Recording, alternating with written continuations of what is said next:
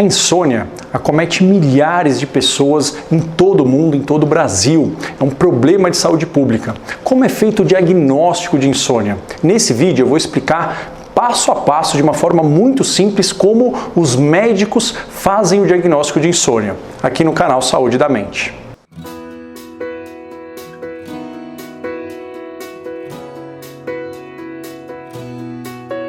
Olá, sou Marco Antônio Abud, médico psiquiatra pela Universidade de São Paulo e fundador do canal Saúde da Mente.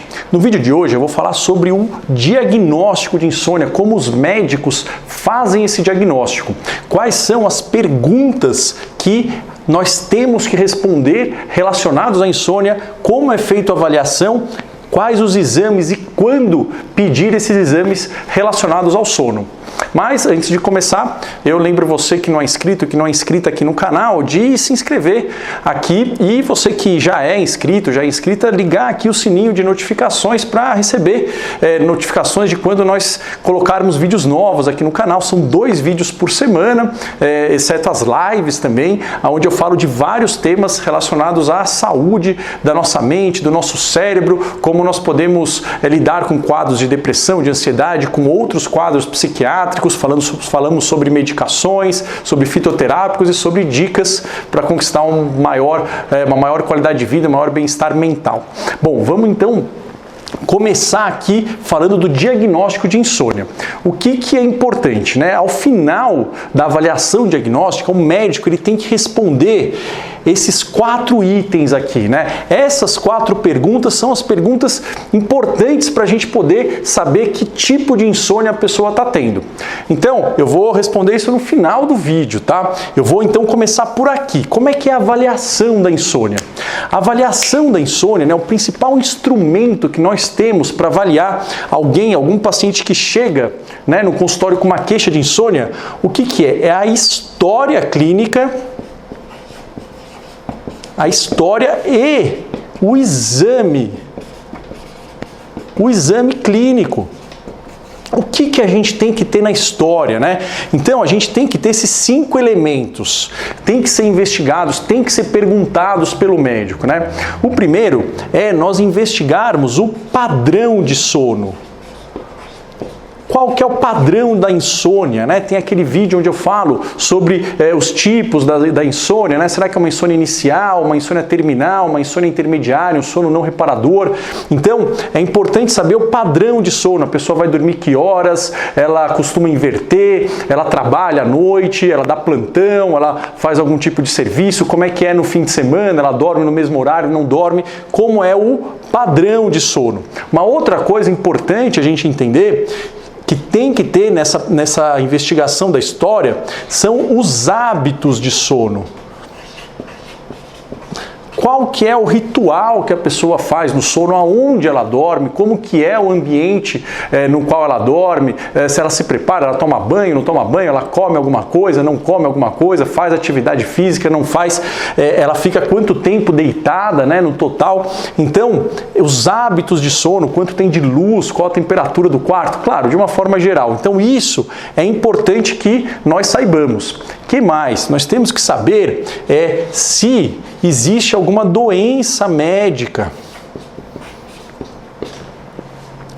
Ou, né, se a pessoa já tem uma doença, ou se no exame físico existe a suspeita que a pessoa possa ter alguma doença médica, né, relacionado a, enfim, se ela já tem pressão alta, se ela tem algum problema do coração, algum problema respiratório, se ela tem algum sinal de alguma alteração hormonal, de alguma alteração na tireoide. Então a gente tem que dar uma olhada e investigar a parte médica da pessoa, certo? Então, padrão de sono, hábitos de sono, uma doença médica. O que mais que a gente tem que entender? A gente tem que ver se a pessoa faz uso de substâncias lícitas ou ilícitas. O que interferem no sono, né? Então, lícitas pode ser café, pode ser, de repente, alguns tipos de chá que são estimulantes, pode ser algum energético que ela usa, quando ela usa, que horário, qual é a dose, pode ser pessoas que usam psicoestimulantes, né? Tem muita gente que usa para emagrecer, tem muita gente que usa para TDAH, para outras questões, para compulsão alimentar, e eles podem atrapalhar o sono, ou alguma droga ilícita que a pessoa pode fazer uso. Aqui também entra o álcool, né? O álcool atrapalha muito o sono, né? Então a gente tem que ter essa investigação desse uso aqui de substâncias, né? Como é que é isso?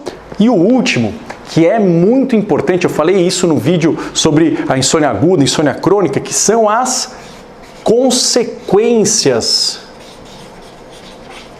que a pessoa tem durante o dia. Será que ela tem muita fadiga? Será que ela tem alterações na atenção? Será que ela fica irritada? Será que ela tem muita preocupação na hora de dormir, ou seja, ela fica aflita quando chega a hora de dormir? Será que ela tem sonolência durante o dia? Será que não? Tudo isso tem que ser sim investigado. Então são esses 5 pontos que o médico obrigatoriamente tem que avaliar, e ele tem que ter essas informações, ou na primeira consulta ou nas consultas subsequentes. Isso daqui são os passos obrigatórios. E que exames pedir, né? O principal exame, né, que muita gente já chega no meu consultório com esse exame, é a polissonografia, né? A polissonografia, que é a abreviação, né, PSG, que é um exame onde a pessoa ela dorme num espaço sendo monitorizada, tanto através de eletrodos, né, do eletroencefalograma, quanto através de parâmetros respiratórios, parâmetros eletrocardiográficos. Então ela dorme sendo monitorizada durante uma noite inteira. Só que o que é importante? Para o diagnóstico de insônia, para a grande maioria dos quadros, esse exame não é necessário no primeiro momento. Isso é importante. A grande maioria dos quadros de insônia, a polissonografia não vai ajudar. Fala, pô, mas doutor Marco, não tem alterações no tipo de sono, no padrão de sono? Tem, só que na grande parte das insônias, essas alterações são inespecíficas. Ou seja, não necessariamente isso daqui vai ajudar a gente, né? Isso daqui, às vezes, não vai dar nenhuma informação a mais do que isso daqui. Só que quando que a gente obrigatoriamente tem que pedir isso daqui, né?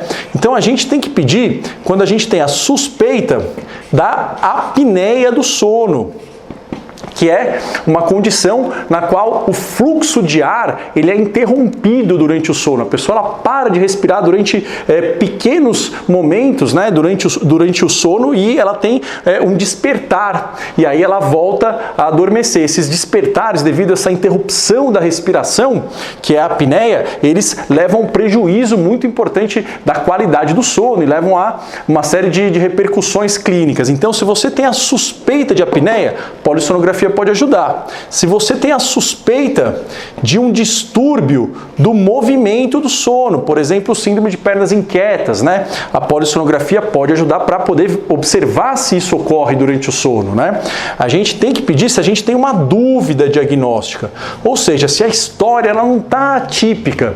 Não é muito comum, mas se a gente ficou na dúvida, será que é a insônia? Será que tem mais alguma coisa que eu não estou vendo aí? Então, se a gente tem uma dúvida diagnóstica, não está batendo a história, a gente pode pedir se existe uma falha no tratamento, ou seja, a gente tentou tratar a insônia, né? Eu vou fazer um vídeo falando sobre isso e não teve um bom resultado, né? Então isso é importante. Ou se a pessoa tem um quadro raro, que é um despertar violento, então se ela tem comportamentos violentos quando ela acorda. Isso é um quadro raro, podem ser alguns transtornos, alguns distúrbios do sono, pode ser epilepsia. Nesses casos, a polissonografia ela é um exame mandatório. Então, para a gente ver que isso daqui é a minoria dos casos, né? Se a gente não tem, né, essas suspeitas aqui, a polissonografia ela não vai ajudar a gente, ok? E tem alguns exames de sangue que a gente pode pedir, né, ou alguns exames de investigação clínica, caso a gente esteja, né, na suspeita que pelo exame ou pela história de que possa haver uma doença médica que não está bem controlada, que não está bem investigada, né? Então, assim, em relação a, por exemplo, hormônios, principalmente hormônios da tireoide, hipertiroidismo, né, pode estar relacionado à insônia, outros quadros podem estar relacionados também. Então, exames de sangue ou, né, outros exames para investigar partes clínicas, doenças médicas, se a gente teve a suspeita aqui na história, ok? Bom, e com base nisso, o que o médico ele tem que responder, né, para ele mesmo e para o paciente? Tem que ver se a insônia é uma insônia associada a uma doença clínica. Então, existem insônias que elas são associadas a doenças, como, por exemplo, né, diabetes. Tem pessoas que têm, às vezes, pela própria diabetes, pelo tratamento, ela pode ter hipoglicemia no meio da noite, isso prejudicar o sono dela. Pessoas que têm asma, que têm problemas respiratórios, como a doença pulmonar obstrutiva crônica, né, que é o DPOC, isso daqui pode causar insuficiência cardíaca, isso faz com que o coração não consiga bombear bem o sangue pode se acumular nos pulmões, dar falta de ar, a pessoa tem insônia, e outros quadros, né, quadros de dor crônica, né, então uma dor muscular, uma dor pelo corpo crônica, isso pode estar associado e pode prejudicar. Então o médico ele tem que responder isso. Essa insônia, ela está associada à doença clínica? Será que essa insônia ela está associada a um transtorno mental? Como, por exemplo, depressão, ansiedade, que são os principais, mas pode ter outro transtorno, pode ter um transtorno bipolar, pode ter um transtorno por uso de substâncias, outros transtornos mentais. Então, será que essa insônia está associada a transtorno mental? Isso é importante porque uma grande parte das insônias, né, até 40% podem estar associadas a isso, a gente vai falar depois. Será que esta insônia, ela está associada, né, a um quadro, né, um estressor, um quadro de estresse, né, um estressor agudo? Ou seja, né, existe algo no ambiente, né, da pessoa que agudamente está prejudicando, está abalando ela, uma mudança, né, e isso está causando a insônia, ou seja, é um quadro de insônia aguda, ou se é uma insônia que nós chamamos, né, primária. O que é isso? Não tem esses quadros e é um problema realmente do sono em si, né? O sono está desregulado por N motivos. Agora, o que é muito importante aqui, ó, e muitos médicos eles não têm isso claro, né? Que um diagnóstico não exclui o outro. Isso daqui é muito importante, né? O que isso quer dizer? Que se a pessoa tem, por exemplo, né, um problema respiratório, tem uma insônia, um quadro de dor, tem a insônia, nada impede dela também ter uma insônia primária que piora devido, por exemplo, ao quadro de dor. E é importante tratar isso daqui, mas tratar a insônia também. Se a pessoa tem um quadro depressivo, um quadro ansioso, a gente tem que tratar isso daqui com várias estratégias, né?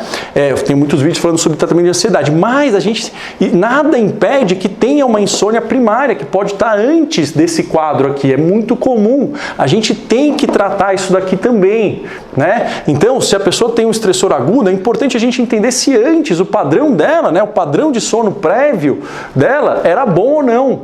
Então, a grande questão é que numa grande parte dos quadros, mesmo tendo esses fatores, né, que o pessoal chama às vezes de insônia secundária, pode ter esse quadro e a insônia tem que ser tratada junto, porque senão esses outros quadros não melhoram, certo? Bom, então isso daqui é a forma de diagnóstico, de uma forma muito simples. O diagnóstico em si é mais complexo do que isso, mas isso é para vocês entenderem e vocês saberem o que o médico vai perguntar e vocês já estarem preparados para essas informações aqui, para poder dar essas informações para o médico na consulta.